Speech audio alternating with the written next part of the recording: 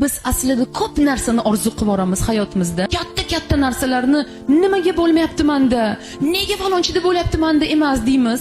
Yo hayotdan doim xomush tabassum qilishni bilmaymiz, xafagarchilikda yashaymiz yoki doimiy yig'lab, doimiy nimanidir o'ylab yashaymizda.